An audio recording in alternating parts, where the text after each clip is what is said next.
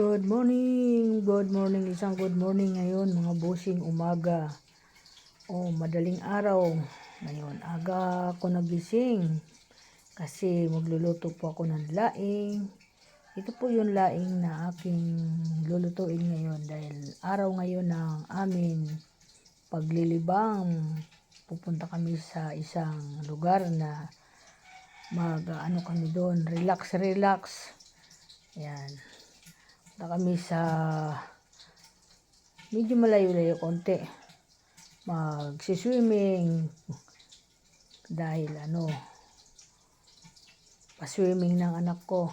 Isang reunion na gaganapin doon na pa-reunion ng anak ko na si Lani.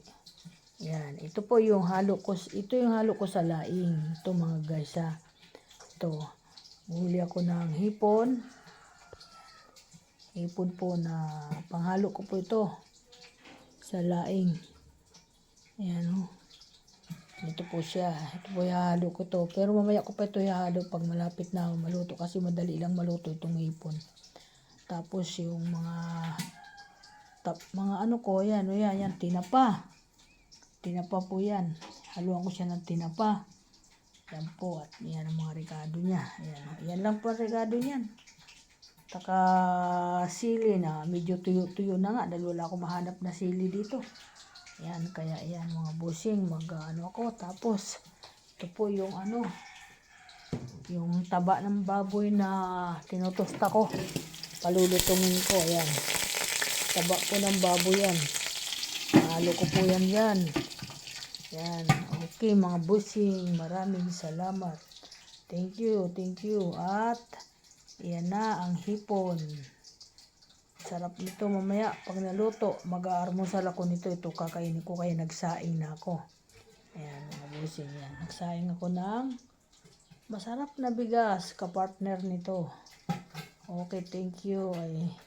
Good morning everyone. Video ako ng maaga kasi bihira lang ako magluto ng laing. Kaya yan.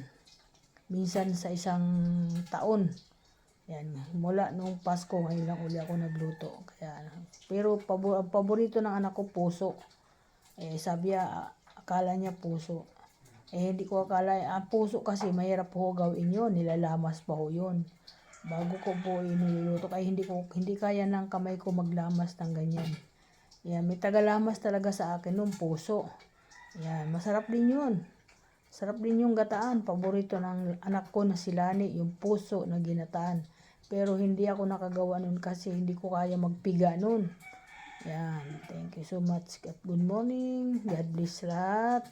Sana maka-attend ang lahat na aanyayahan ng anak ko ng kanyang reunion para magkita-kita sila doon at magkakilala sila doon kung sino man yung mga yan.